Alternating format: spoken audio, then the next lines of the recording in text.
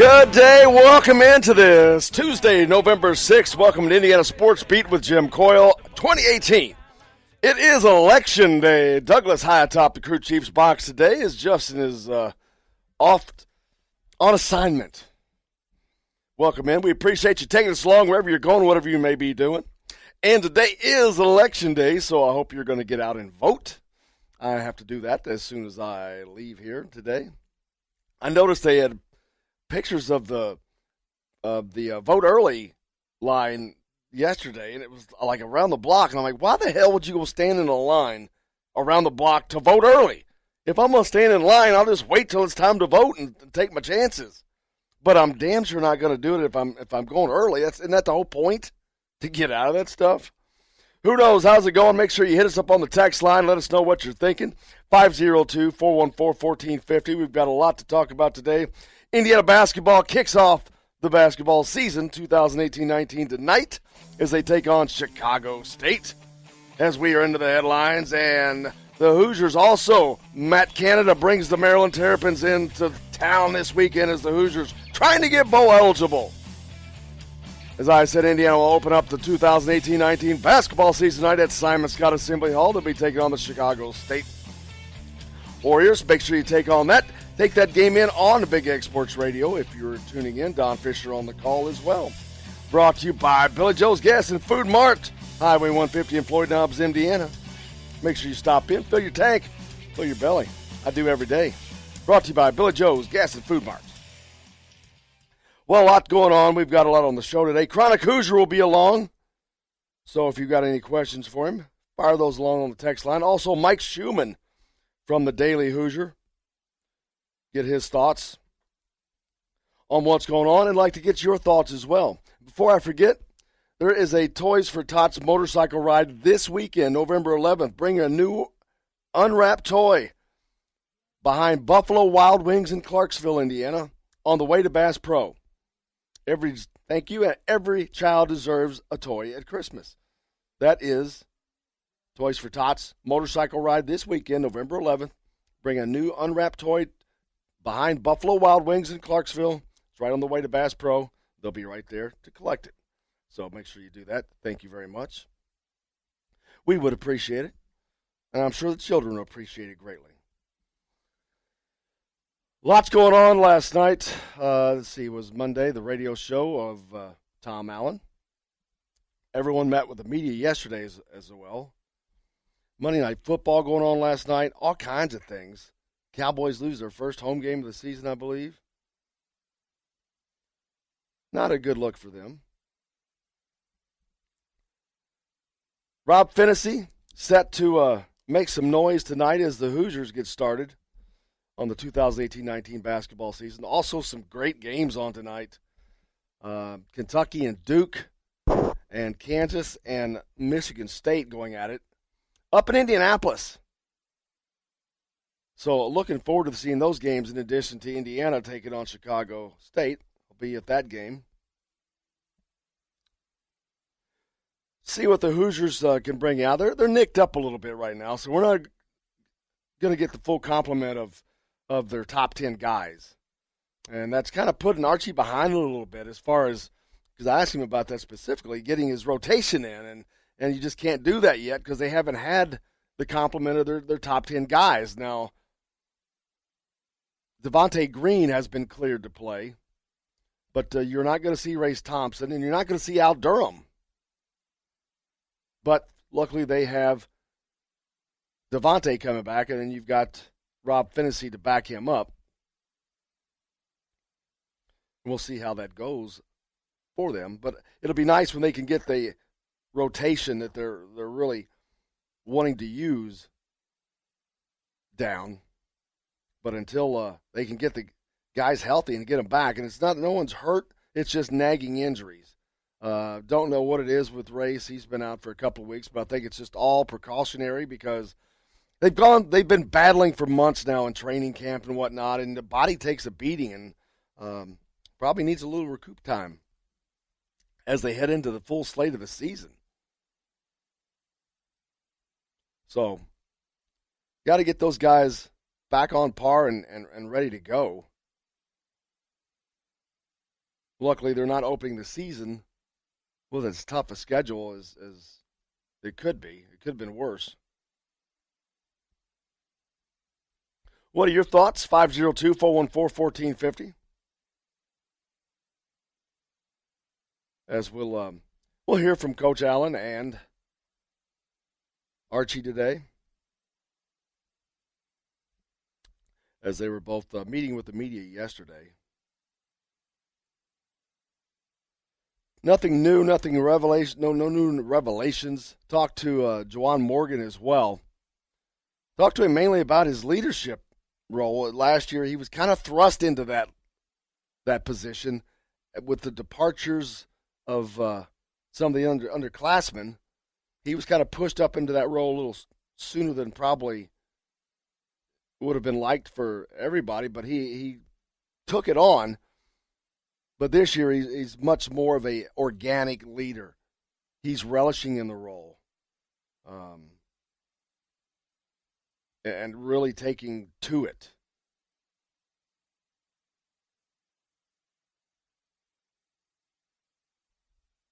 Juwan Morgan.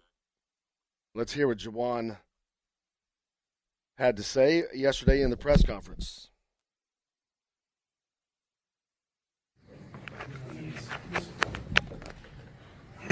Braves games in first, and probably. Okay, who's got the first question for Juwan?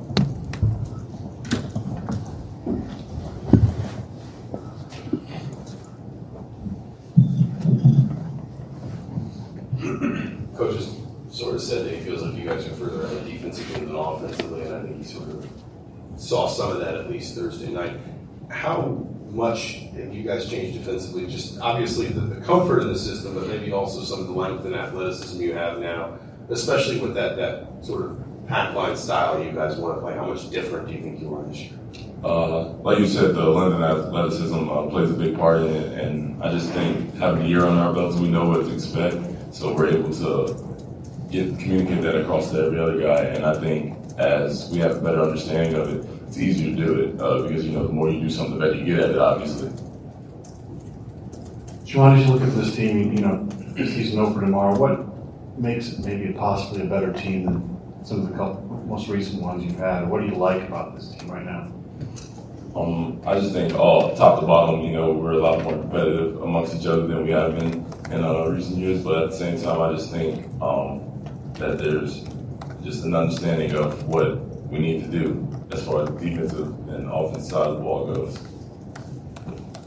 Hey, Juwan, you had 6 points in the first half, the Southern Indiana game, and you had 6 points in the first 2 minutes after halftime. Looked like they were looking for you a lot more coming out of the break. Also looked like you were demanding the ball more. So did they talk to you about that at halftime, or was that just the way it developed? Yeah, Coach Flint came and talked to me. He said to stop trying to facilitate and just to go out there and get it. And then, so that's kind of what you saw early in the second half. And I think also when I do play with that aggressiveness, just trying to get the ball, it opens up things for everybody else because teams have to worry about me not getting the ball, and that opens up lanes for everybody else to drive and shoot. How much of an adjustment has that been for you? I mean, you were such a big piece of this team's offense last year, and I'm sure you will be again this year, but all of a sudden you got a guy like Romeo around you. Justin's a year older. We saw, I think you guys knocked down 11 three-pointers last season. What's the adjustment, I guess, been, or the balance maybe been for you to strike between being aggressive with your own game and wanting to be aware of creating for other guys offensively? I don't think it's really changed my game at all. I think in being aggressive, I am helping people with their own game. I think with me being aggressive, it takes the pressure off other people because if I'm not being aggressive, then teams are like, oh, he's out of it, and can go key in on other guys that are having good nights. So I think just consistently keeping that throughout the entire game. How much more challenging is it right now with a lot of guys banged up and in terms of practice? That was Juwan Morgan,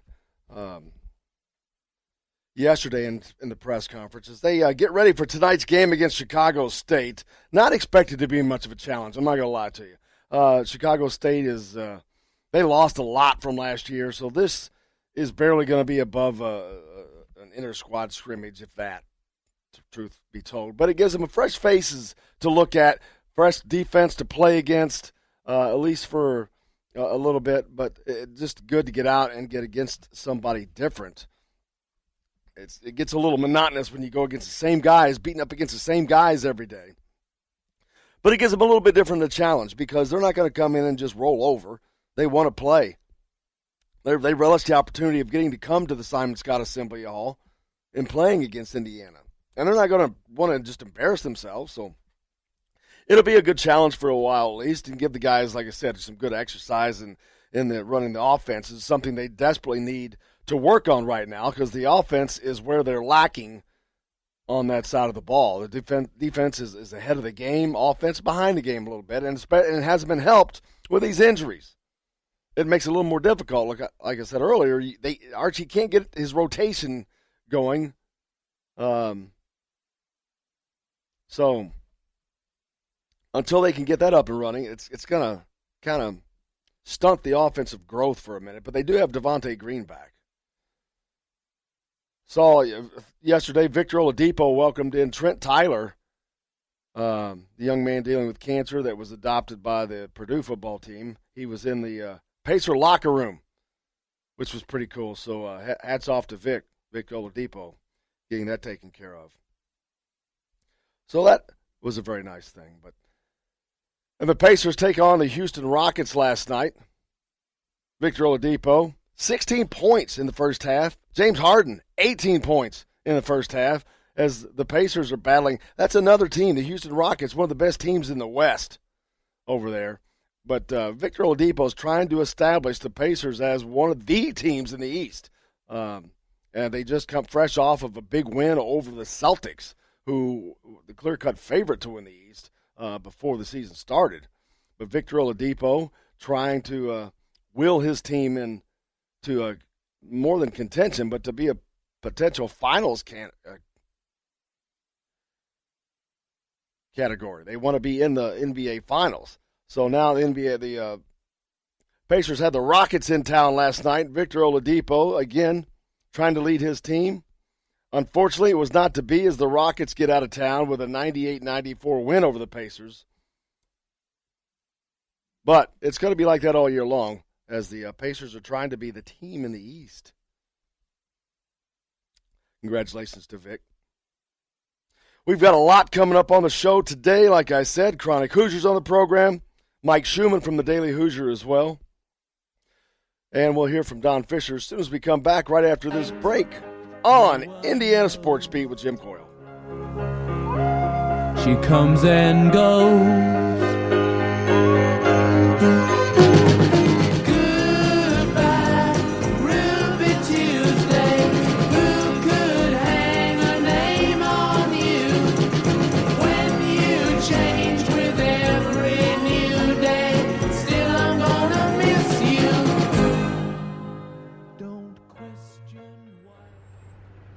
Got a problem with your big truck? Kentuckiana's Premier Truck Center is here to help. For over 30 years, truck drivers and fleet operators have depended on their great service center off I-65 in Clarksville. And now you can get the same level of service, repairs, and parts selection that's been offered for generations and save on bridge tolls with their new location on the Outer Loop in South Louisville. They're an authorized Mack, Volvo, and Hino dealer and service center, but they service all makes and models of trucks. Kentuckiana's Premier Truck Center. If you're a homeowner and have storm damage to your roof, you want a hometown contractor you can count on and trust. Brooks Roofing of New Albany has been doing quality work since 2006. Check out their work for yourself at brooksroofingin.com. No job is too big or too small, commercial or residential. Brooks Roofing is probably working in your neighborhood right now. Visit brooksroofingin.com or call 812-868-ROOF. That's 812-868-ROOF. Brooks Roofing, the protection you need when nature strikes. Today's guest is brought to you by Bubba's 33 in Clarksville. Pizza, burgers, beer. Welcome back to Indiana Sports Beat here on this Monday, November 5, 2018, and joined now by the great Don Fisher. Don, how are you, sir? Good, Jim. How about yourself? Great. It just occurred to me you have to be well rested because I noticed I've had 2 consecutive Saturdays of getting to actually watch college football because Indiana played the last Friday a week ago and then had off this weekend, and I'm like, wow, that never happens. And then I thought, wow, you didn't have to do that as well. So that has to be a nice break in the middle of the season like this as you prepare for basketball, no less. Well, we did have a basketball talk show and a basketball game last week, so we didn't get a total relaxation, but it wasn't bad, trust me. Absolutely. Looking forward now, the Hoosiers will pick up play on the football field this week as Maryland comes calling with Matt Canada, former coach at Indiana. But a crucial time for the Hoosiers as they are still looking to be able to pull in 6 wins as they sit with 4 right now with 3 games to go. And Maryland, a great opportunity for the Hoosiers to get one of those wins. Well, let's face it, realistically, Indiana's in a tough spot. This is a football team that won 4 games early in the year, 4 out of their first 5, and then things have gone downhill since that time because they've gotten in play some of the better teams in the Big Ten without question. They've also laid an egg in the last ball game that they played against Minnesota, which was a game that they very easily could have won had they played up to their capabilities, and unfortunately they did not. They struggled, especially defensively, for the second time this year. A defense that, even though youth has, it's basically a very young defense, they still have played pretty good football this season throughout most of the year, with the exception of the Iowa ball game and then this ball game against Minnesota. So they've got to erase that. They've got to somehow get through the process. Hopefully the bye week has given them a chance to get healthier, to get ready mentally for this 3-game stretch at the end of the season. And there's no question they've got to win this game against Maryland on Saturday if they hope, I think, to have any chance to go to a bowl at the end of this year. But the most important thing right now is for this team to get back to playing the kind of football we know they're capable of. And the interesting thing about this, Jim, and I know a lot of people are negative about the football team right now, that kind of thing, but when we went into this season, I don't think there were too many people that thought this was going to be a great year for Indiana football simply because they lost so many players from last year, especially on defense, where that was the strength of the team. And yet this year they actually started out and played pretty well on that side of the football and got themselves going offensively. And this is a team still that has a lot of issues in the sense of the talent level that they need to continue to increase and those kinds of things. So, going into the year, I'm not sure that I thought Indiana was capable of winning more than 4 or 5 football games. And I'm not making excuses here. I'm just pointing out the reality of the situation going into the season. And then, of course, you win 4 of your first 5, and now everybody gets all excited. But the reality is this is just the second year of Tom Allen in his coaching debut as far as Indiana football is concerned and as far as college football is concerned as a head man. And I think he's done a remarkable job in the recruiting department. I think we can see that this team has a lot of talent. It's still very young. It's still trying to find itself. So all of those things are positives, and hopefully this bye week has given Indiana an opportunity to kind of heal some of the wounds and get some people back, and they can play their best football here at the end of the season because, let's face it, they're playing 3 really good football teams, and I speak of Maryland in that vein, not because Maryland is 5-4 and that type of thing. I'm talking about a football team that last year beat Indiana in a very hard-fought ball game, and they've got a lot of the same faces back again this year, and it's a team that's gone through a lot of turmoil, and their worst week of the year was last week when they went through the whole process with DJ Durkin and all that. So I apologize for rambling on here, but I wanted to get a lot in before we talk further. No, it's all valid as well, and you talked about the expectations, and I think that they were magnified because of those wins. But if you are being honest, and myself included, the defense, they lost 8 starters, and they do have a lot of fresh faces on there, and it is hard to make that up on a defensive side. I don't care who you are, man. Defense is tough, and when you're playing in the Big Ten, there are no easy games, and so they've shown that their youth is what it is. It's youth. They are young, and they're going to have to learn from it. And that's all you can say. There's no we could get on them about this or get on them about that, but at the end of the day, they're very young. And replacing 8, not just replacing 8 guys, they lost 8 great defensive players off that team. They really did. I mean, it was a good defense. It was top 26 or 27 in the country last year. To lose that many faces like that and have to replace those guys, you're going to have some issues. And Indiana certainly has found that out as the year has gone on. But surprisingly, it's not a bad defense. It's a defense that, at least has been capable in most games this year of handling everything. So right now, it's a tough time for this Indiana football team and for the program, and we'll find out how they're going to handle the things in the final 3 weeks of the season. We hope it's an upper rather than a downer, but at this juncture of the season, you're a team that's flawed, and you can see it. You can see where the problems lie. Hopefully they can somehow find a way to smash out 2 wins here in the last 3 ball games, but Maryland's going to be no easy task. I know they got clobbered by Michigan State this past week after going through all that they went through with their coaching change, and not a change in the sense, because Matt Canada, who is a former IU guy under Bill Mallory as an assistant coach, and has gone on and been a lot of different places here in the last several years, I think has done a tremendous job with this team, keeping everything together. But last week was such a tumultuous week for that program because of reinstating Durkin for a day and then firing him the next day, and just the craziness of that and all that went through in that decision, I think really flawed them for the week. And obviously they gave Michigan State not much of a battle at all. I think they had probably the worst offensive show they've had in many, many years. I think they had just like 26 or 29 yards rushing and barely had more than that passing the ball. Just an awful offensive day for them. And I know one thing about Matt Canada. He'll get them ready to play Indiana on Saturday. There's just no question about that. He's a good football coach.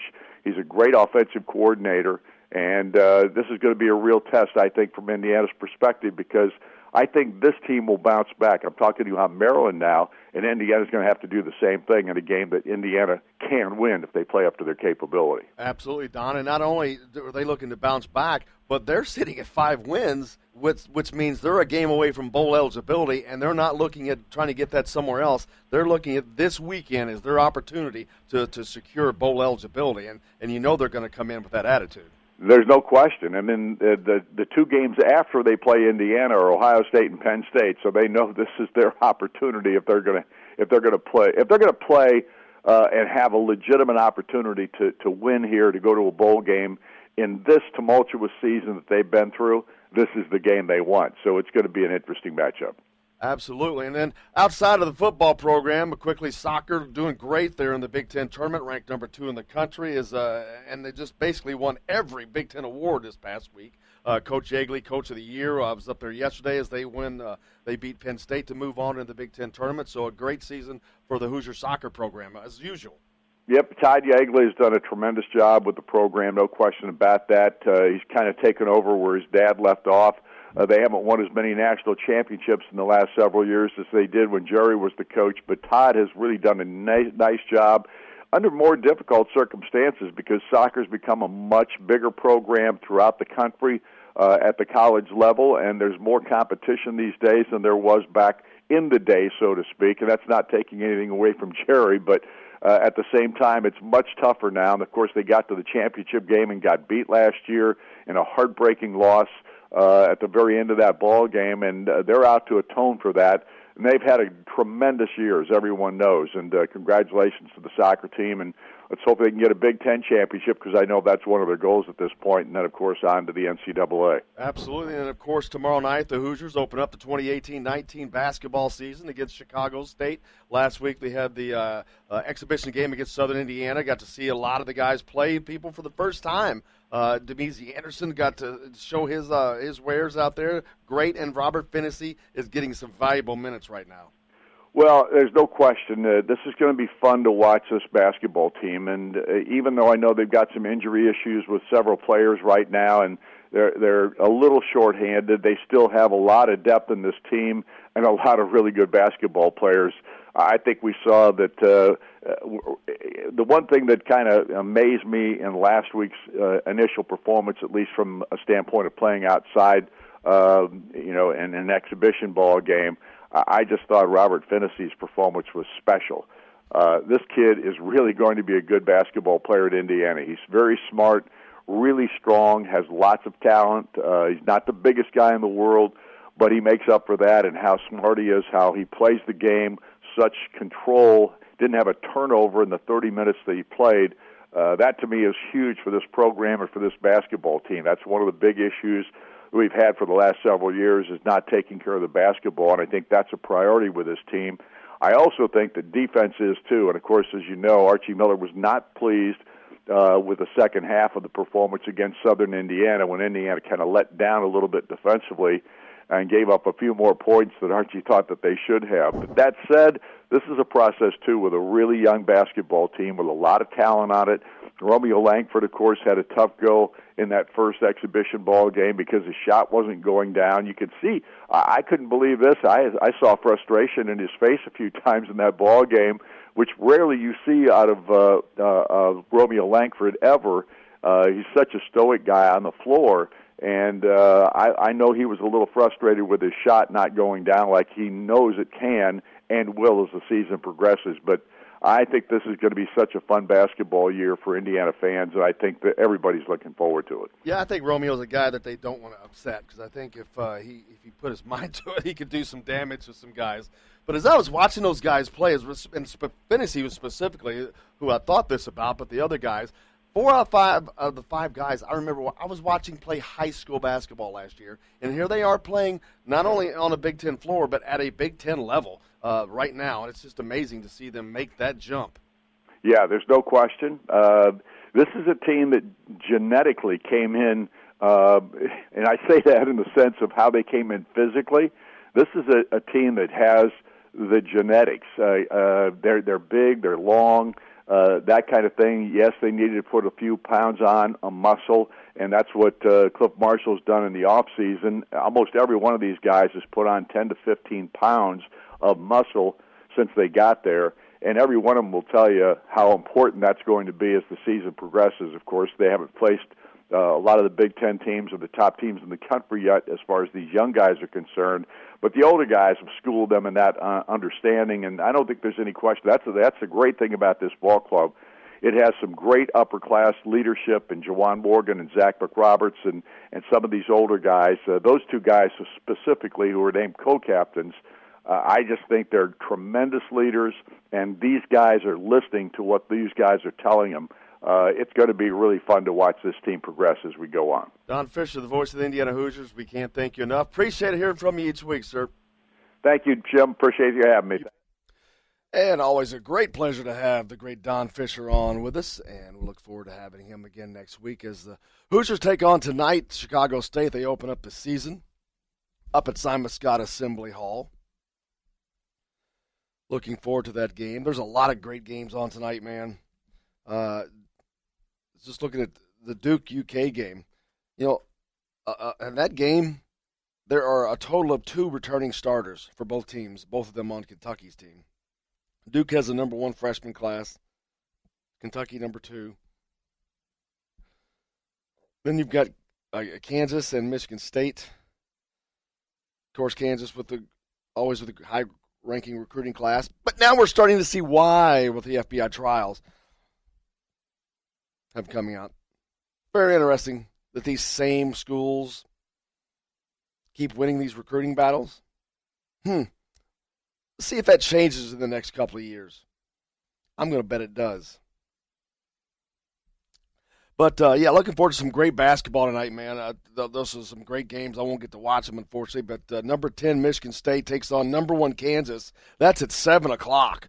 And then number 4, Duke, takes on number 2, Kentucky. That's at 9:30 or about 30 minutes afterwards. And the Champions Classic.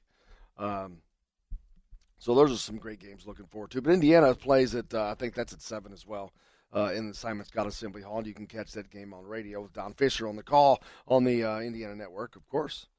And if you're hearing my voice, you know you're going to be able to hear the Indiana games. So that's a great thing. We've got a lot more coming up on the show today. As I said, Chronic Hoosier on the program, as is Mike Schumann. Get your text in. 502-414-1450 is the text line. We'll be right back with more here on Indiana Sports Beat with Jim Coyle. The bills that care.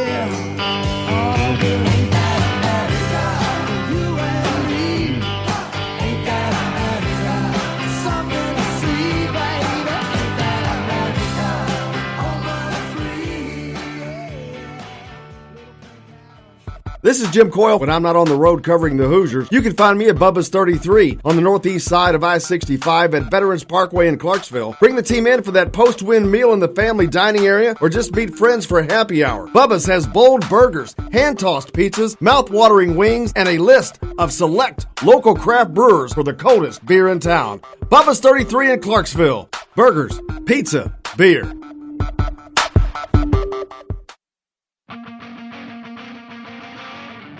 This hour of Indiana Sports Beat is brought to you by Brooks Roofing. Brooks Roofing is an Indiana contractor with over a decade of service.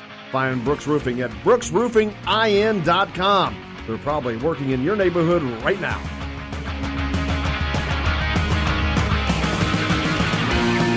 Welcome back to Indiana Sports Beat with Jim Coyle here on this Tuesday, November 6, 2018. Got to get out and vote. Get out, vote. Did you vote? I saw on TV they were showing a line for the early voting, and the line was around the block. I'm like, are you nuts? Isn't that the whole purpose of early voting, to avoid that stuff? Why would I go stand in line to vote early? I just found that humorous. Didn't make a lot of sense to me. It's game day as the Indiana Hoosiers open up the 2018-19 basketball season tonight at Simon Scott Assembly Hall, taking on Chicago State. Also, the football program back on this week. They had a bye week last week, resting up, taking on the Maryland Terrapins this week. Matt Canada, former IU coach, coming into town. The on-again, off-again coach at Maryland. He was named interim coach after DJ Durkin was suspended. Then he was reinstated, DJ Durkin that is, for one day before the uproar, rightfully so, and he was fired. And then Matt Canada put back up to interim coach. So the former Indiana coach from New Palestine, I believe, will be coming into Bloomington to take on Tom Allen, who's also an Indiana guy. So that'll be interesting. Both fighting for bowl eligibility. Maryland's sitting there with 5 wins. They need one more win, but their last 2 games, very, very tough. They're going to be hard-pressed to get to a bowl game if they don't beat Indiana. Indiana, on the other hand, will not reach a bowl game unless they beat Maryland. And then they only have a chance if they can beat Purdue, because, let's face it, they're not going to go up to the big house and beat Michigan. But Maryland's on the cusp of a bowl eligibility. So that's going to be a dogfight. 2 dogs fighting for the same bone.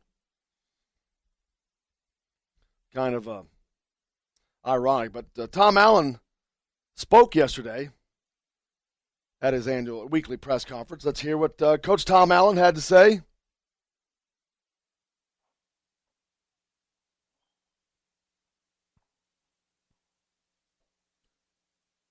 Having a little technical difficulty with that.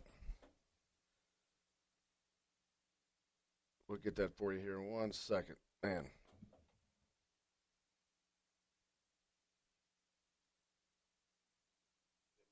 There we go.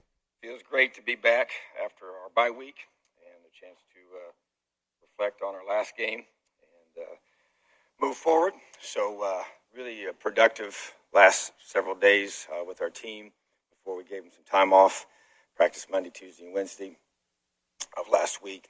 And then I gave them Thursday, Friday, and Saturday, and then I got them back on campus yesterday. Just to kind of, some kids go home if they could, and get a physical, mental, emotional break for our guys. I thought it was very important for them to do that. Got a lot of good recruiting in with our staff. Sent coaches out on Wednesday, as well as our whole staff on Thursday and Friday, myself included on Thursday and Friday, and was able to cover a lot of ground, a lot of important areas hit, in-state and out-of-state, and able to move on from there. So wrapping up the game from Minnesota, to be able to talk about our guys that performed offensively. Stevie Scott, the player of the game.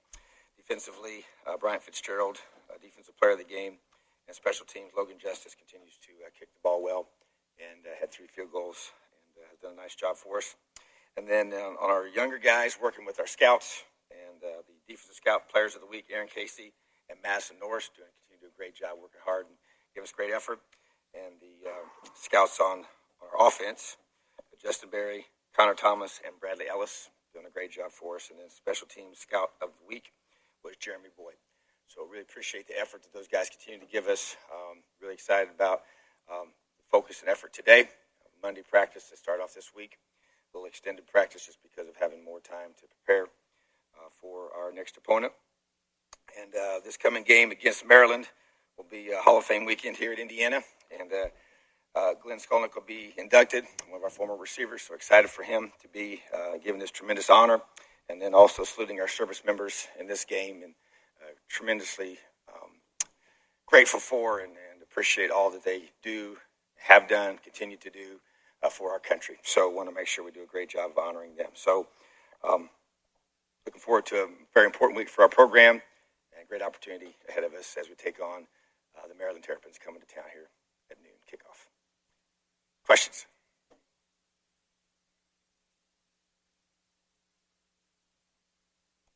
Coach, Maryland, a team you're very familiar with. Last year, you guys had a great battle with them. This year, they come in here and a very good vaunted running attack that you're going to face with this. What do you have to do with your defense to shut those guys down?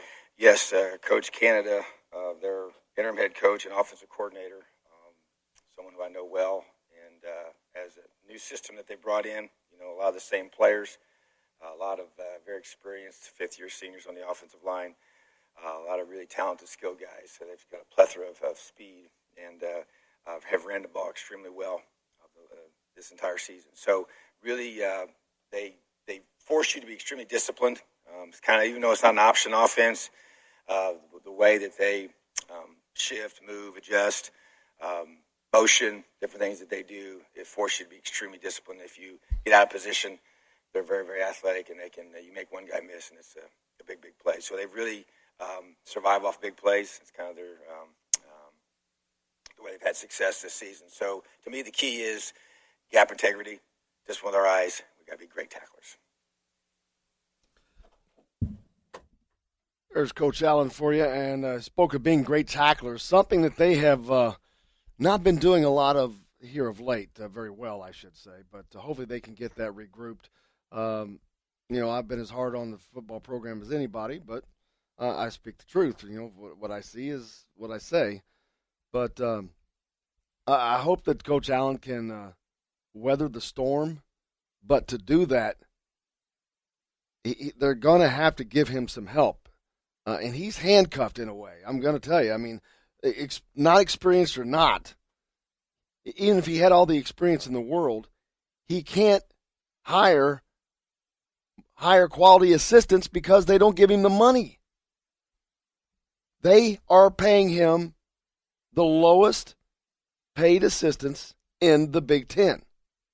That's horrible for a school like Indiana that makes probably more money than most schools in the Big Ten. They're one of the most valued brands in America. But they don't treat it that way. So that's that. But hopefully after the season they can make some changes. You notice that Minnesota yesterday fired their defensive coordinator. A little surprising midseason. But that's after getting crushed by Illinois, and week before that, giving up 22 unanswered points in the fourth quarter to Indiana. But we'll see what if any changes come next year. I don't see any changes coming at the top, and I'm not suggesting that it should be. But if you're going to have a Tom Allen, an unexperienced head coach, you've got to put experience around him. You've got to give him the chance to put experience around him. You know what would have been the greatest thing in the world? As if when Indiana needed to hire a football coach, they didn't just walk down the hall and hire one. What they did was they actually went through a national process like every other school does, that they interviewed people and talked to people, and people like Jeff Brom that was available. Yes, Jeff Brom's not going to be there long, and that's okay. How much better as a head coach would Tom Allen be today if he had gotten to spend these last 2 years under Jeff Brom? What if Jeff Brom had been the coach at Indiana for the last 2 years, and Indiana was in the position that Purdue is in right now? And then when he leaves, you got Tom Allen that is a lot more knowledgeable on the offensive side after that, because the offense is not what he does. He's readily admitted that. He turned the offense over to Mike DeBoard. Well, I don't know how good of an idea that was. But you want Mike DeBoard against Jeff Brom? I don't think so. But my point is, he could have learned under someone like Jeff Brom before they went away. That would have been the optimum opportunity and the optimum way to do this. But that's not how it went, and that's not where Indiana is, and they are where they are. I mean, it's just pretty evident on how things have happened. Just my opinion on that. Shoot us your thoughts on the text line, 502-414-1450. Let us know what you think. Of course, Tom Allen brought to you by Kentuckiana's Premier Truck Center. Whether it's one truck or the entire fleet, Kentuckiana's Premier Truck Center has got your company covered for sales and service. They've got locations in Louisville and Clarksville. Give John or Aaron a call. Kentuckiana's Premier Truck Center, specialists in Volvo, Hino, Cummins, and Mack, but they take care of everything. They're the best. Kentuckiana Premier Truck Center. Chronic Hoosier's on the show today. Mike Schumann as well from the Daily Hoosier. Get your questions in for Chronic, if you have any. Looking forward to his take. Unique perspective, as always. Looking forward to the start of college basketball. In a big way tonight, too. Some big games. There's nothing funner than when there's nothing worse, actually, when the season starts and there's no good games. It's like, oh, my God, we got to go with Indiana and Chicago State and those kind of games. No, luckily there are other big-time games at the start of the year, which so looking forward to those. Looking forward to seeing Indiana play tonight. Unfortunately, they don't have the full complement of the roster, so we're not getting to see that the beginning of the rotation. I think Devontae Green will be back in the starting lineup, but not sure since he's been out for a little bit with a little nagging injury that he's been cleared to play 100%. So he's back. He'll probably start, I'm assuming. That's just an assumption. We don't know in which way Archie's going to go. He can go with the three-guard offense. He can go with the two-guard, a traditional two-guard set. That's the great thing. He's got options. He has options. I mean, I'd love to see my optimum lineup. I would love to see Devontae Green, Romeo Langford, Juwan Morgan, Justin Smith, and Evan Fitzner. My gosh, that's a problem. That causes some problems for people. Then you got Demezy Anderson, who's probably going to be coming in playing a lot, filling the shooting role as Al Durham is sidelined with a little nagging injury right now. And you got Rob Fennessy, who's going to be playing a lot of minutes at the point guard. He's been picking up a lot of valuable experience that's going to bode well for him later in the season. So it's kind of a pain right now, but I think this is going to be something that actually helps them in the long run. It'll take them a little longer to get actually into complete sync because the pieces have been jumbled a bit, but these extra pieces are getting to play a lot more like Rob Fennessy and Demezy Anderson. Going to be huge in February when they get all this extra experience. So that'll be quite interesting.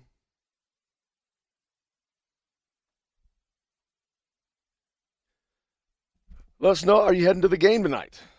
Hit us up on the text line. Are you going to the football game Saturday? The Maryland game.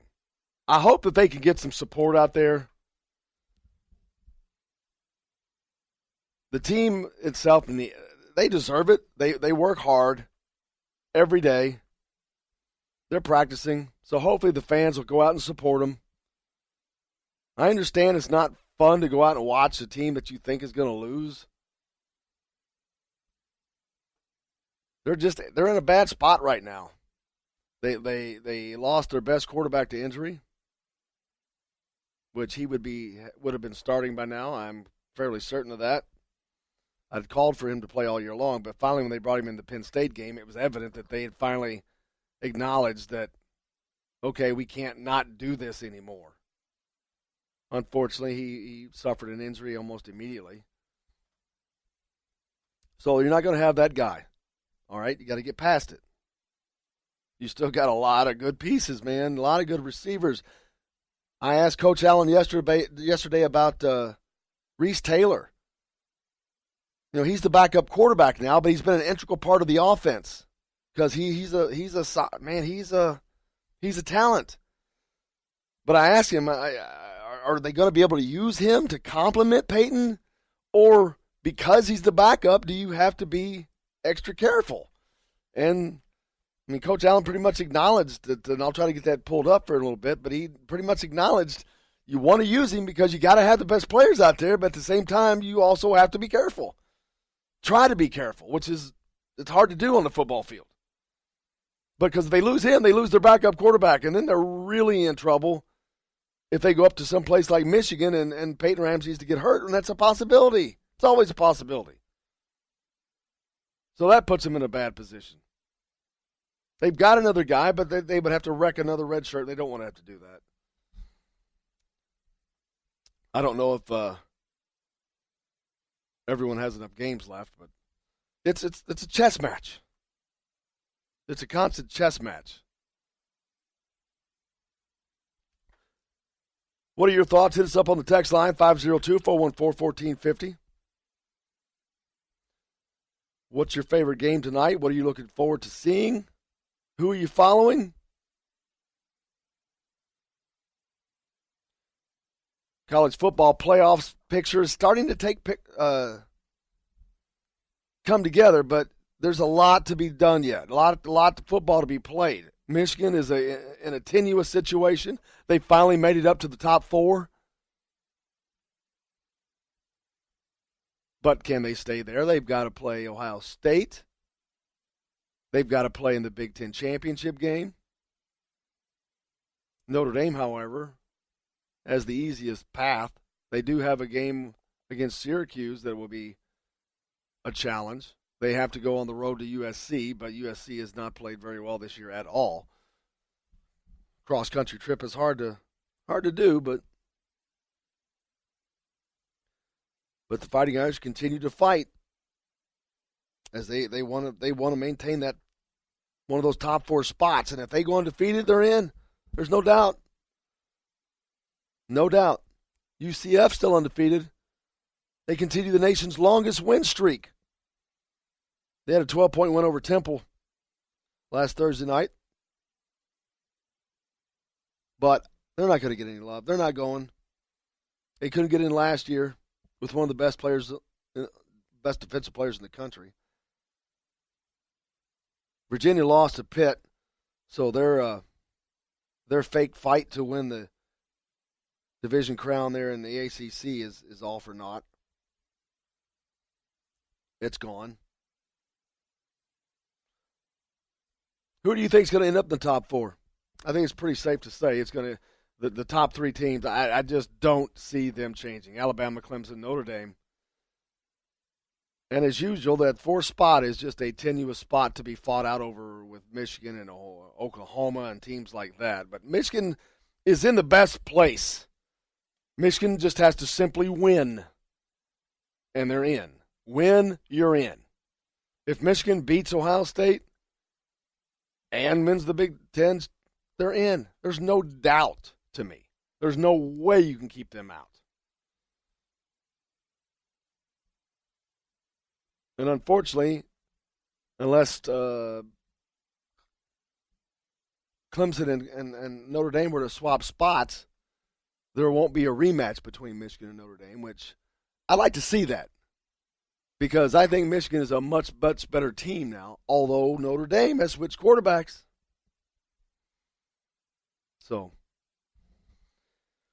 we'll find out as the college football season rolls on, but now college basketball is getting started. We'll talk about that and more when we come back. Chronic Hoosiers on the show, as is Mike Schumann. Stay tuned. Indiana Sports Beat with Jim Coyle coming right back after this. Well, jump, jump.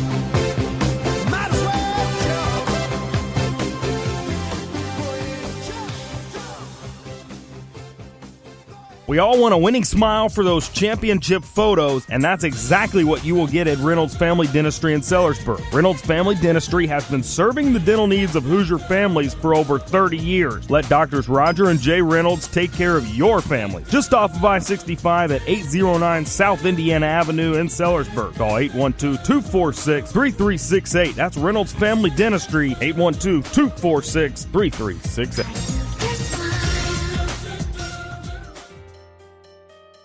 This hour of Indiana Sports Beat is brought to you by Bubba's 33 in Clarksville, with hand-tossed pizzas, bold burgers, and ice-cold beer. Bubba's 33 in Clarksville. Pizza, burgers, beer.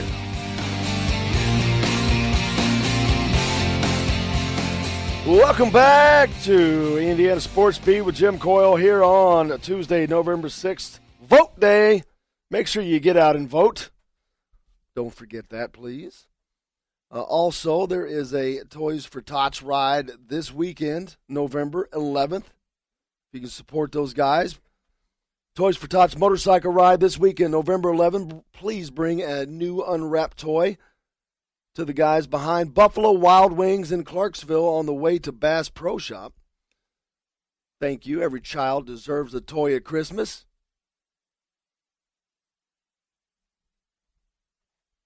So please support those guys. Chronic Hoosier on the program today, as is Mike Schumann. We'll talk in Indiana basketball, talk some football as well. But tonight the Hoosiers open up the 2018-19 basketball season at Simon Scott Assembly Hall against Chicago State. Archie Miller, of course, met with the media yesterday in preparing for that contest. Let's hear what Archie had to say.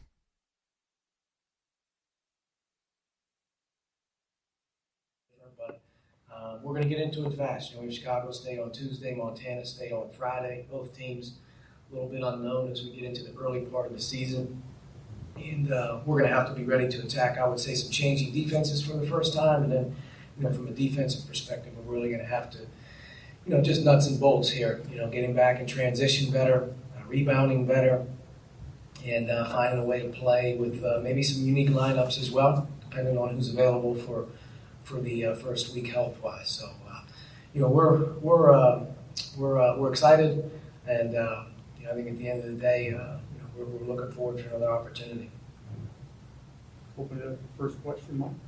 Yeah, just to follow up on your point about maybe some players not being available. Can you give us an idea who's? I think most of them will all be game time decisions. Right now, I don't think Grace Thompson nor Al Durham will be available for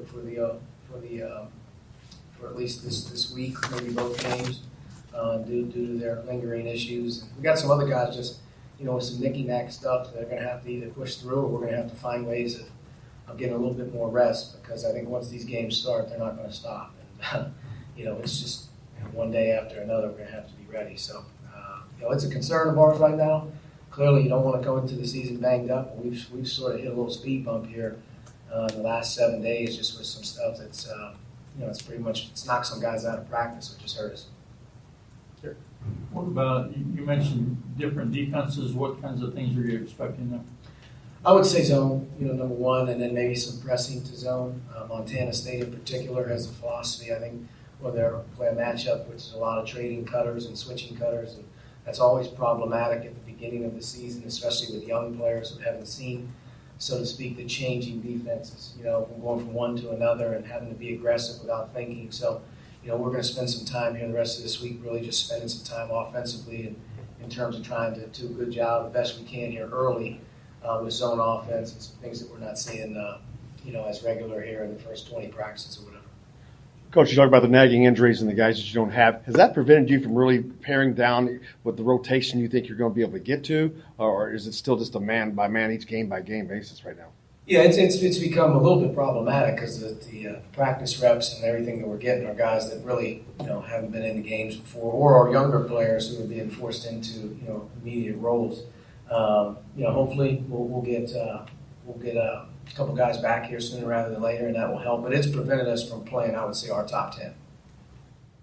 Coach Archie Miller talking to the media yesterday as they prepare to open the 2018-19 season tonight at Simon Scott Assembly Hall. And I talked about those various combinations. I asked Coach about it there the last question, and I think that it is. He really wants to try to get into that flow, but not able to use the combinations that he'd like to use. He's not. It seems like day by day you never know who is going to be available. But it sounds like Devontae Green's back. Race Thompson and Al Durham are not. I don't expect to see Deron Davis. Actually, I don't remember him being talked about yesterday, but just we'll see how it goes. But a lot of unique combinations I expect tonight. But interesting to see if Archie's going to go with a 3-guard lineup or a traditional 2-guard set, because I think you're going to see that at different points this year from the Indiana offense, mainly because he has that capability, and it's a different look you can throw at somebody. And it's also a matchup issue. If throwing a 3-guard lineup out there is going to be a matchup problem for somebody, that's what they're going to use. And they can do that. You got Romeo Langford and Rob Finney and Demezy Anderson that you can rotate in with Al Durham and Devontae Green. It's 5 pretty good players right there. That's 5 pretty good players that you can run in 2 different ways. Then you got an Evan Fitzner that you can run in that they can play a post position at 6'11", or he can stand outside and pop it from 3 because he's a 42% 3-point shooter.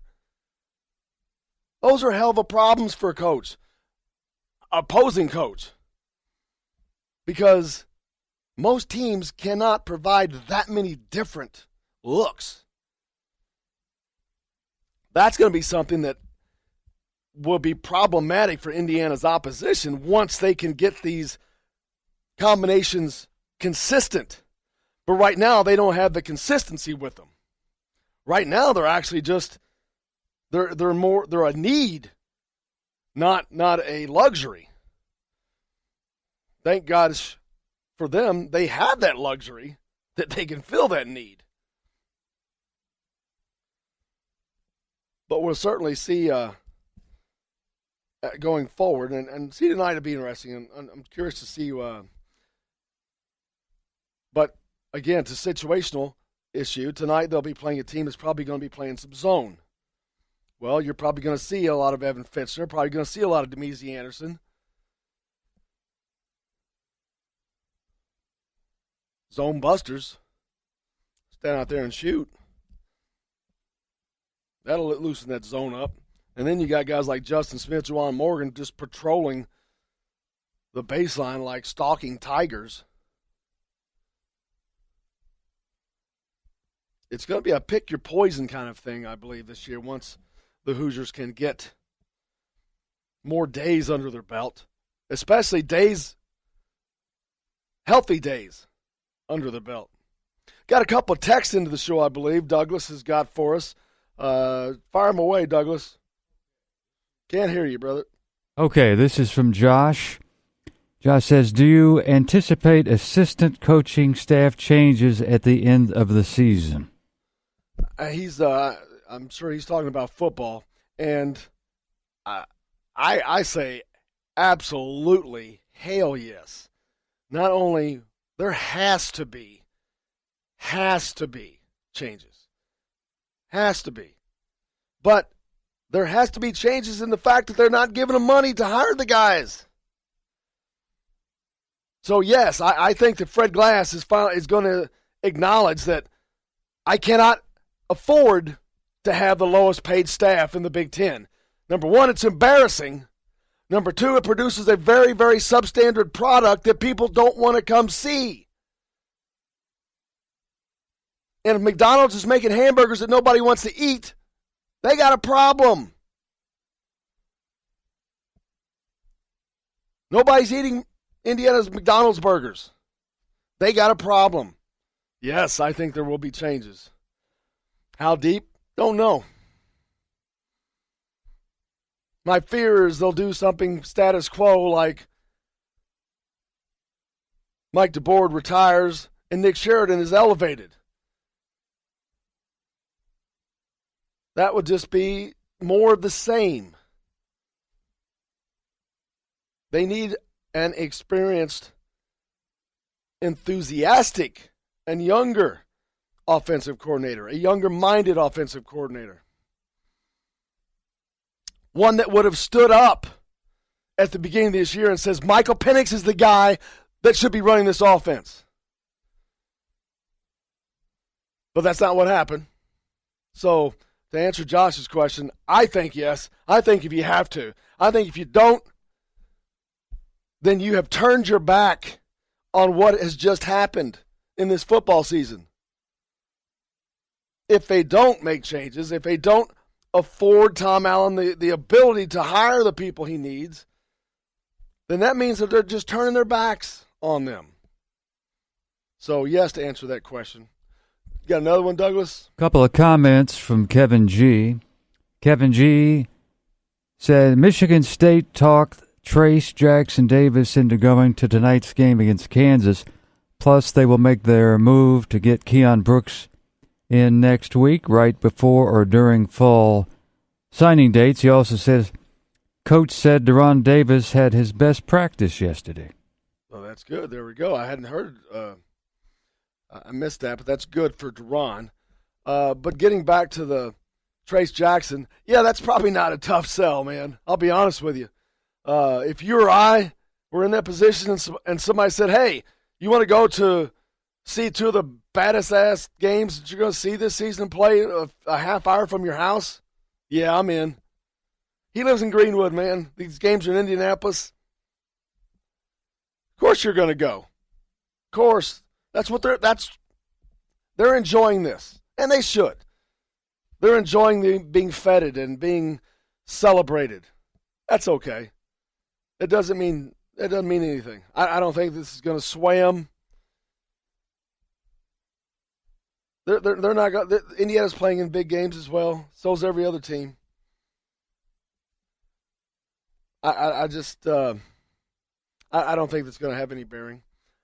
I do not see Trace Jackson going anywhere but Bloomington. He's enjoying this as he should. So I don't think that there's anything for you to be nervous about at all. Keon Brooks is a little bit more of an X factor. He hasn't shown his cards. But I think that he ends up in Bloomington, to be honest with you. It's my honest opinion. I think the fact that both of those guys see Romeo playing, they see Finney playing, they see Demezi playing now as freshmen and being a vital part of that Indiana team, well, they're ready to come be a part of that. Keon has talked long about the pride of playing within Indiana across your chest. That hasn't changed. I see them both winding up in Bloomington. But that's just a guess at the end of the day. I think it's a lot easier of a guess with Trace Jackson than it is Keon. But thanks for the text, guys. We appreciate it. Josh and Kevin. Any more? Is that it right now? Okay. But yeah, that's my thoughts on that. But again, that stuff's a guess, man. All that stuff's a guess. I'm the first one to tell you it's a guess. And yeah, I talk to people every day. I try to keep my ear to the ground, but at the end of the day, it doesn't matter because it's all a guess. Who knows what's going on in their heads? Who knows you never know. Now, I think the process for Trace Jackson is about to come to an end here soon. Maybe. Or maybe he decides to milk this on through the spring, a la Romeo. Don't know. But I'm not going to really concern myself with it because it is what it is.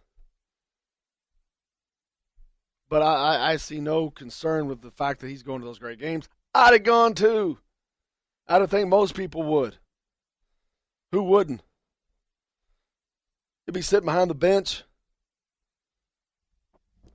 I'll take that seat. Wouldn't you? Hit us up on the text line. Let us know what you think. Any questions for Chronic Hoosiers coming up next? 502-414-1450. Right after this on Indiana Sports Beat. Right back. Chronic Hoosier. My soul, I wanna get lost in your rock and roll and drift away. If you want to get your day off to a good start, then stop at Billy Joe's Gas and Food Mart on Highway 150 in Floyd's Knobs. While you're filling your gas tank, you could fill your own tank with a hot breakfast or try one of Billy Joe's daily lunch special. Billy Joe's Gas and Food Mart opens at 5 a.m. and everything is made fresh daily. And if you bring your own mug, coffee is only 50 cents. And Billy Joe's also has free air. The best place to start your day is at Billy Joe's Gas and Food Mart on Highway 150 in Floyd's Knobs.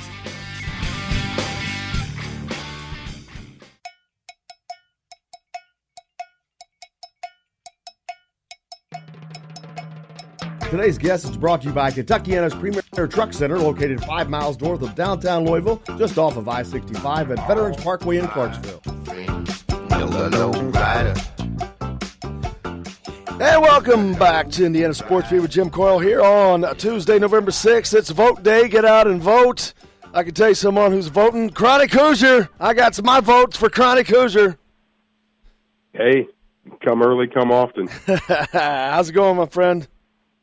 It's going. I'm excited to get this day started. It's a big one here. Today is the day. It's the start of the 2018-19 Indiana basketball season at Simon Scott Assembly Hall. Yeah, actually, it's the second season at Simon Scott. We've been doing this 119 years, if you can believe that. That's wild. Yes. Simon Scott, year number 2 in the revamped hall. I'll tell you what, I'm as excited about this upcoming season as I probably have been since the 2012-13 season, when the Hoosiers started the season ranked number 1. There's a lot of energy around town, a lot of energy around the program. Going to be a slightly reduced roster tonight, which obviously you always want to see the team at full strength. At the end of the day, though, too, it's one of those where I think this could actually be advantageous for a number of reasons, not the least of which it's going to open up a lot more minutes for some other guys to kind of figure out what they can bring to the table as the season gets underway. Give Archie the chance to experiment with some different combinations, and hopefully get everybody healthy here, because we got a couple weeks before stuff gets real. We had with the Marquette game, followed immediately afterwards by Arkansas. I'm circling those two as the time you really want to see this team as close to full strength as they can get here in the early part of the season. Absolutely, and that's one thing I mentioned earlier. With Archie being a little short-handed, Al Durham, Reese Thompson for sure not playing. To me, there's a two-head. It's a two-edged sword. You got the fact that you don't have the guys that you want to get that rotation going. You want to get that consistency going, and knowing what you got. So that's being slowed down a bit. But on the other side of the coin, Come February, it's going to be nice that Rob Fennessy and Demezy Anderson and these guys got all these minutes early, because now they're getting indoctrinated a lot quicker. So that's just going to take that depth that they have and expand it like a balloon. No, unquestionably, I think the big question mark heading in tonight is obviously how he manages the ball handling situation. Because when you look at Devontae and Al Durham, both going to have to sit tonight with injuries. I mean, that effectively leaves you with one, primary point guard in Rob Fennessy. I wouldn't be surprised if we see some unique looks where, whether it be Romeo bringing the ball up court, perhaps Demezy, some guys who would probably not otherwise be forced to handle that responsibility. Bringing the ball up court and getting IU into their sets. I think it's going to put an emphasis on them trying to get out into the break off of turnovers, so they don't have to worry about settling into the half court and really sorting out that that ball handling responsibility up top. So Devontae is still sitting. I thought he was cleared. Well, Devontae is cleared. It's questionable, I guess, whether he's going to play. Apparently, it was a thigh issue with him heading into the exhibition game last week. I actually got to sit courtside on the floor last weekend, real close to the IU bench. Looked like Al had a splint or something going on with his hand, his right hand. I believe. Was it right or left? I can't remember. I've slept and drank far too many pints of whiskey since then. He had a hand thing going on. Obviously not ideal with the ball handler. I'll tell you what, man, I left that game pretty impressed. Obviously the offense has a whole lot of room to grow. Archie's admitted that throughout, that it is going to be a work in progress for some time. But that team's ability to defend with as many people as they were moving out on the floor and again, as many people who probably weren't in such spotlight roles as they otherwise would be, particularly in the first half. I was incredibly impressed. The way in which IU defended the basketball, I think that was one thing that Archie was looking forward to see the biggest growth in this year. And hopefully they can continue that tonight. I don't expect it to be too much stiffer of a challenge, if at all, than what we saw in the exhibition game. Chicago State's coming in ranked, I believe, 343rd in Ken Pomeroy's ranking, 344 rather. I'm sorry. There's only 353 teams in Division I basketball this year, according to Pomeroy. So it shouldn't be too terribly stiff of a test for IU. But again, I think, if you can put guys in situations they might not otherwise be in, it's only going to pay dividends down the road for Indiana.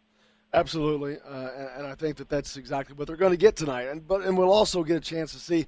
I think Chicago State plays a lot of zone, so probably going to get a chance to see Indiana maybe open the floor a little bit. You got Evan Fitzner in there. You got Demezy Anderson shooting the ball, and then when that's not working, then you got two Tigers stalking the baseline. Juwan Morgan and Justin Smith. That's why I see them. It's just like two Tigers stalking in there, daring you to throw the ball in or bring the ball in, either offensively or defensively. They're like starving tigers, and that ball's like red meat. It's impressive to see those two.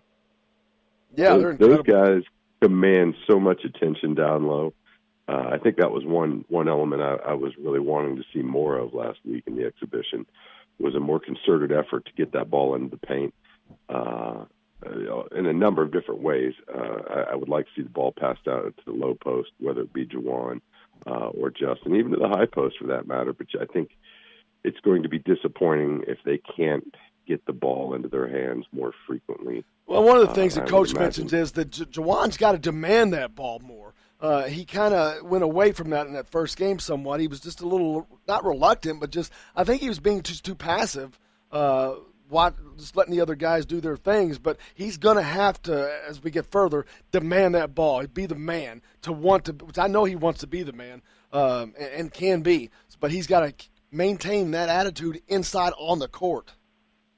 No, and I'll tell you what, if you're one of his teammates out there on the floor with him, you want the ball to go into his hands because the way in which he's going to attract the attention down low, it's going to open up shots for guys on the perimeter. It's going to open up driving lanes for guards. It's going to open up, weak side opportunities for whoever else is playing down low with them, whether it be Justin or any of the other bigs. If you're on the floor with Juwan, you want Juwan to touch the ball every set simply because he's going to make your life that much easier with the attention he's going to bring. And I wouldn't be surprised if defenses soon don't have to start paying similar attention to Justin Smith. His offensive game looks considerably improved. His length and athleticism is just freakish. I mean, it's unreal. I'd love to see them working about 15 different alley-oop sets for him just to see that kid fly on a regular basis. Hey, you didn't make it down to Louisville to the Breeders' Cup over the weekend, did you? I did not. I was predisposed doing B-Town things here, knowing. I ask only because a drunk man at Breeders' Cup tried to ride a horse onto Churchill Downs track, and I just thought of you. No, I prefer to drink and ride my own ponies. That's a capital offense where I come from, getting on somebody else's horse. So we tend to stay away from that. Oh, that's great. I heard, though, my brother works down there at the Downs. I heard it was quite the scene. No, I'll tell you what, though, we'd be remiss too if we didn't shout out all the wives who are about to be widowed here for the season, and some husbands. I got reprimanded on that last year. There are plenty enough basketball widows in this state who are male as well. So I was too busy trying to get a head start on that list that's only going to grow over the course of the next 5 months. Got 3 games left in the football season. Indiana back in action this week. They were off last week. They welcomed Matt Canada and Maryland in. Thought it might be DJ Durkin, but after Maryland went through, continued to go put themselves through another mess like a bunch of idiots. But anyway, Matt Canada will be coming in here. What happens if Matt Canada brings a Maryland team in here, needing a win to go become bowl eligible, and beats Indiana? What's that going to do for the disgruntled fans out there? Well, one, for practical purposes, it's going to effectively eliminate Indiana from postseason chances. I think the spirit around town right now, the vibe is generally that's a foregone conclusion. Now, obviously, that can be resurrected with a win versus Maryland, but it's going to make for really uncomfortable, final couple of weeks here for Indiana. I'm still trying to figure out exactly what to feel about this. I think a lot of us knew going into the season that Indiana was going to be young, that there were going to be, a lot of issues that had to be sorted out over the course of it. The quarterback situation, not the least of which, obviously, that resolved itself when Michael Penix went out with an injury. More than anything here, I want to see them just come out and fight like their lives depend on it, like the season depends on it, because it does. But even more than that, the one thing that IU football is constantly battling against is apathy and the dying of hope, because hope always springs new every season. But how quickly it fades after a string of losses, and especially since the division alignment in the Big Ten, IU being situated in the Big Ten East, it has a tendency to suck the wind out of a program when you get into the heart of the schedule and you got to face the Ohio States, the Penn States. Got a quick question for you. Quick question that was posed to me on the text line: are there changes after the season amongst either coordinators or something like that? I don't expect, and I've never suggested a change at the top. That's devastating to a program. We're here, but are there at least changes underneath that are going to happen? I think that's a very interesting question to see how that manages, because it's going to tell you a whole lot about how Tom Allen feels about his security, I think. My first inclination would be that no. I mean, Tom Allen has been pretty steadfast in his support for what Mike DeBoer's trying to do with the offense. Tom Allen has been pretty clear throughout that, Mike DeBoer is the offensive head coach for Indiana football. Tom Allen's got his background in defense. That's his primary focus with this team. And you can certainly make the case that DeBoer played the hand he was dealt as best as he could. Now, I've certainly heard plenty enough grumblings about decisions and debates among the staff as far as who the starting quarterback would be, how frequently they would mix it up, how one quarterback versus dual quarterback system they would try to compose themselves. I would tend to believe that Tom Allen's going to stay the course unless Mike DeBoer does indicates otherwise, that he's ready to move on. Now, that said, I wouldn't be surprised too if you don't see Coach Allen succumb to some of the external pressures around the program. I know there's a lot of people that want to see some things change. It was a less than explosive offense last year. Same this year. There's only a couple of things you can do there. You can change personnel, which they're obviously working extremely hard. And, I think we need to mention, too, they're having quite a bit of success on the personnel acquisition front. Absolutely. Recruiting is up. Oh, hell yeah, it is. Baseline from its recent history. And, Zach and I really hammered that on the football pod last week. Recruiting is the lifeblood of every sport, but perhaps none, more so important, critically important than in football, simply because you have so many moving pieces. But can you continue that when the product is what it is right now? It's an interesting question. I don't know that I have the answer. There's certainly things that could have been done throughout the course of this season with the pieces they had in place that could have changed the look of this offense. They chose not to. I don't know that you necessarily have to have personnel change, at least in the staff, in order to execute some of those. And today, though, too, man, these guys got to sell tickets. They absolutely have to put butts in stands. And when you talk about some of these external pressures, ticket sales pretty much rule the world in the sporting world. And if tickets start to drop off, it's going to be pretty much a red flag that something's got to change, whether they want to, whether they like to or not. So, at the end of the day, football program in a way is not unlike our constitutional democracy that we have here. We all have a say. We get to vote with whether or not we attend, whether or not we buy tickets. And, ultimately those at the top have to take heed of what the people are saying.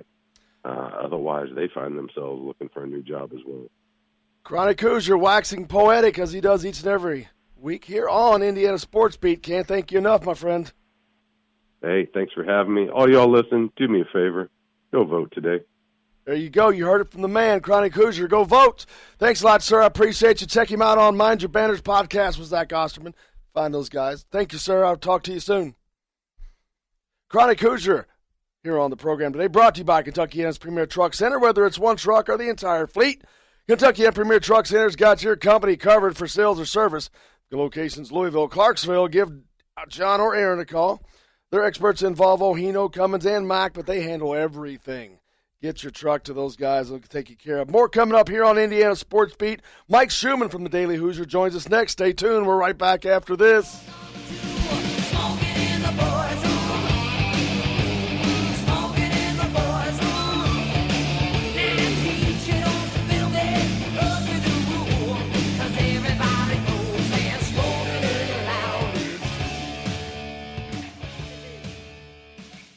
Hey, if you're in the market for a new truck or tractor, car, or ATV, you need to be at Hollis Auction Service on November the 10th. Located on Highway 150 in Greenville, just west of Highway 335, Hollis Auction Service also needs items for the auction. If you're looking to sell, call Billy Joe Hollis today at 502-664-1606. That's 502-664-1606. Make sure you're at Hollis Auction Service in Greenville on November 10th. Today's guest is brought to you by Brooks Roofing, the protection you need when Mother Nature strikes. BrooksRoofingIN.com.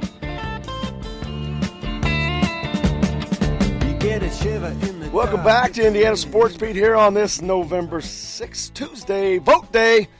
Mike Schumann from the Daily Hoosiers coming in after he's cast his votes. How are you, Mike?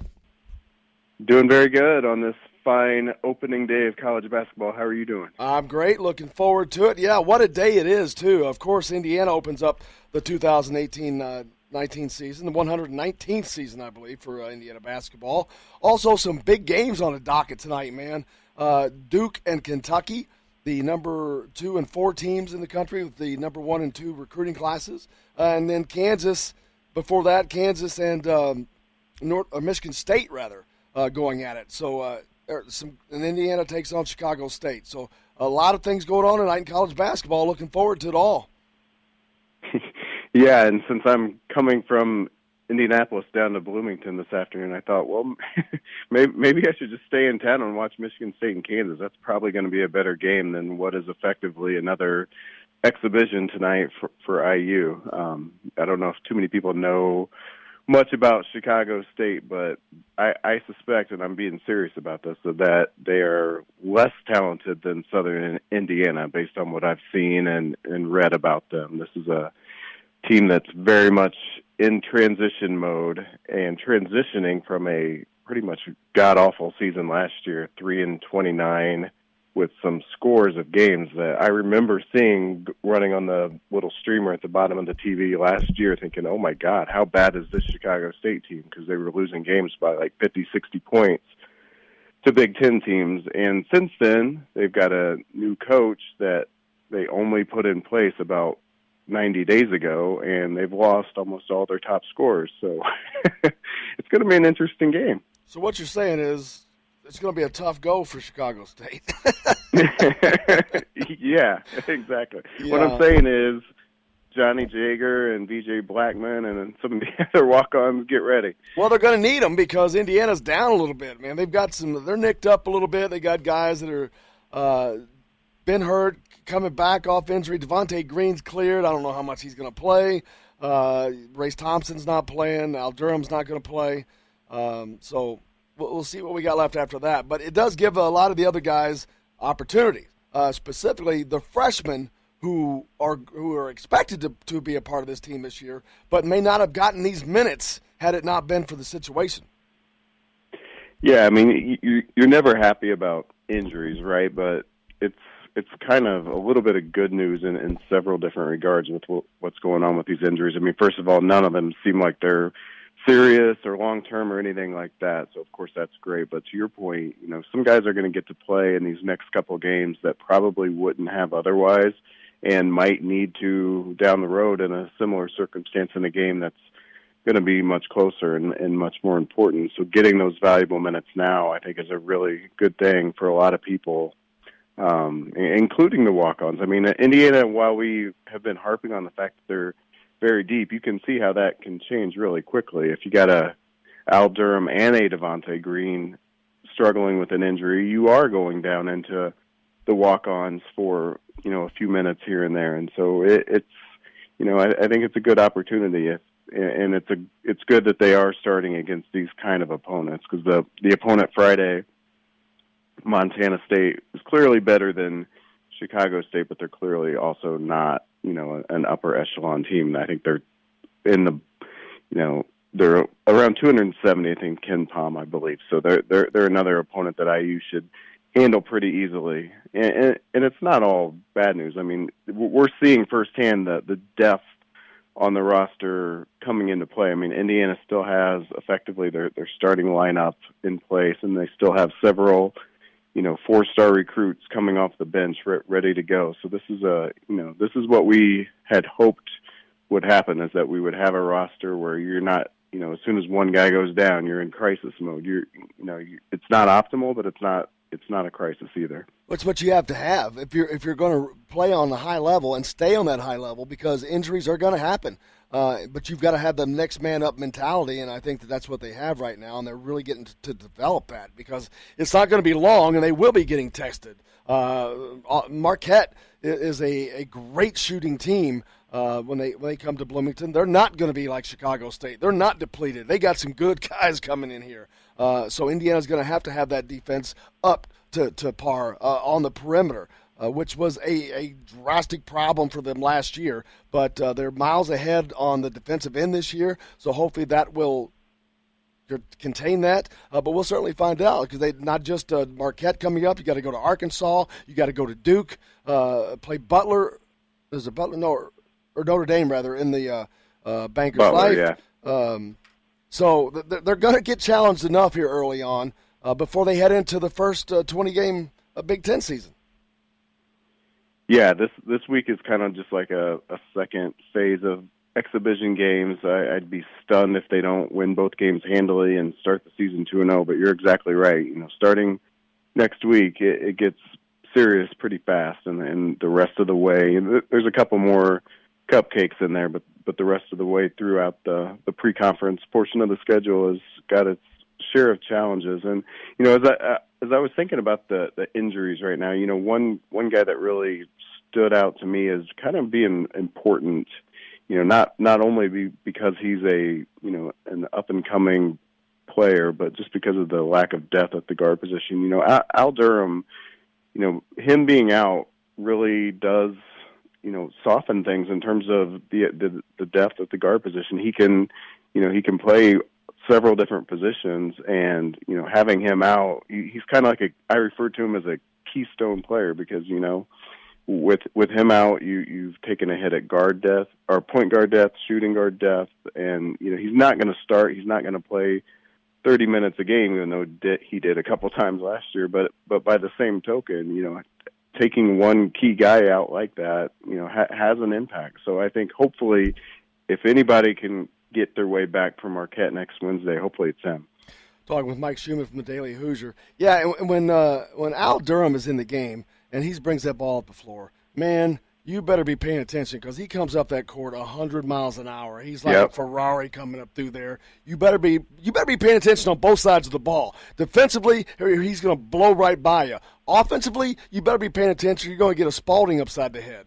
I mean, he is fast. And I think that's exactly what Archie's looking for this year. I've heard him already on several occasions this year refer to finding ways to just get easy baskets, whether it's off turnovers or, to exactly what you're saying, just catching the defense off guard and getting a cheap one. And you're right, Durham, that to me last year, that was his greatest attribute, was just getting to the rim, and if he has improved his jump shot, which we saw a little bit of that in the Hoosier hysteria, but who knows if that's real or not in a setting like that. But if he's become somebody that defenses at least have to honor, he's going to be really valuable this year, spelling all those different players. Absolutely. IU men's soccer gets underway on Friday at 1 o'clock up in Westfield, Indiana, north of Indianapolis. The Big Ten soccer tournament continues. I think that they will be in the semifinals.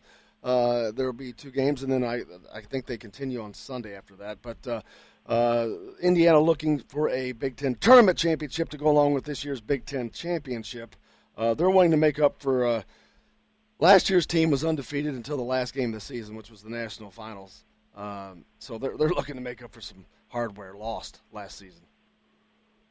Yep, exactly right. I mean, only one team a year finishes the season with a win, and Indiana has been that team on several occasions, and they certainly seem like they're in the running again. I don't know if they have what it takes to win another title. I think, and I don't know if you've heard about this. I know they got a couple top players that are with Team USA right now, and I think how it works out is that they will be back if IU makes it deep into the NCAA tournament. So that's going to present a little bit of stress in the early going of the tournament, but if they get them back, it might build momentum. I think one of their national titles, maybe 10 years ago or so, they had that exact same situation where guys actually came back for the national title game and were very impactful in that game. And so, you wonder if something like that's setting up again. It's a tough situation for a program to have to deal with, but nevertheless, Can you imagine Jawan Morgan and Romeo being pulled off to play for the U20 team or something like that? Just as Big Ten tournament starts? Right, like that's going to happen? Forget that. I think there would be pitchforks at the airport blocking them from from leaving town. Pitchforks, nothing. There'll be people there, guns and loaded, man.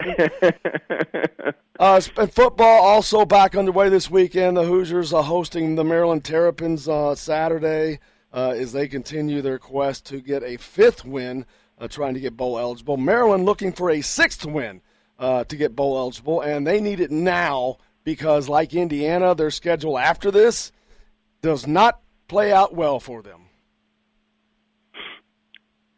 Yeah, that's the thing, right? We think about it from our perspective as we're circling this game as really the last chance to keep bowl eligibility alive. But, oh, by the way, so is Maryland. And they probably are coming into this game feeling like it's a game that they can win. They didn't look good last week. I think if I saw the final score right, they lost to Michigan State at home by a score of 24-3. Yeah, but we're talking about a good Michigan State team that I think is getting better as they go along.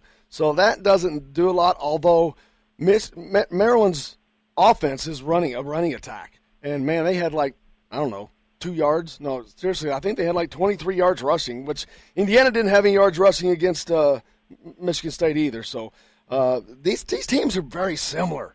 Very, very. You're talking about similar. They're like two dogs fighting for the same bone because both their coaches are Indiana guys right outside of Indianapolis who have grown up the same way, except for Matt Canada. It's a completely different path. But this is going to be interesting. Yeah, the lines run deep, don't they? Absolutely. I think the interesting thing about Maryland is that whole coaching situation. I was keenly interested in how they played last week because it was a question of, are they going to rally around the situation or are they just going to kind of throw in the towel? And to your point, who knows, because Michigan State's good and how much can you really read into that? But if they're still alive and kicking over there, they're going to come in ready to go. And I think I agree they're a team that you have to stop the run. And so if I'm Tom Allen, I'm stacking the box and I'm making their quarterback beat me over the top. Just stick your quarterbacks out on an island in one-on-one situations and, may the best team win. They have to do that because the secondary should be good enough to stop a team that doesn't pass the ball very well. So Indiana's defense has really taken some licks here lately. They gave up 38 points to a not a good Minnesota team. And then you got the fact that Matt Canada is an IU guy coming in here, and if he wins, what does that do to the dissatisfied customers of IU football right now? It's a game they need to win in a lot of different ways to me, for a lot of different reasons. I agree. I mean, this team can't finish 4-8 because there's going to be an outcry. It's I know there's a lot of different takes on how we should be thinking about coaching and the administration and all that stuff. I'm not in the camp of really thinking about Tom Allen's job or anything like that. I think he's, however it turns out, he's got the recruiting momentum and I respect the hell out of him as a defensive coach, irrespective of some pitfalls this year. But whether or not some of us are chirping about it, there's going to be a lot of chatter if the team finishes 4-8 and takes a step backwards.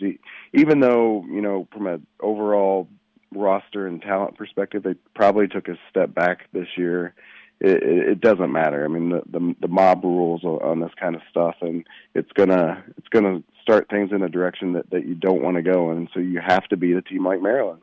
And I'll ask you a question I asked Chronic, and then that was asked of me earlier by I think it was Josh on a text. Do you think there's any changes at all after the season? I'm not talking about Tom Allen. I'm talking about specifically Mike DeBoer. And does Tom Allen give up his defensive coordinator duties?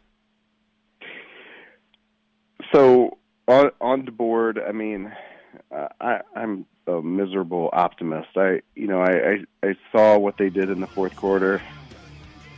Hey, I guess that's your music. They're going to cut us off. We'll do more next week, Mike. But thanks a lot for joining us. Look forward to it.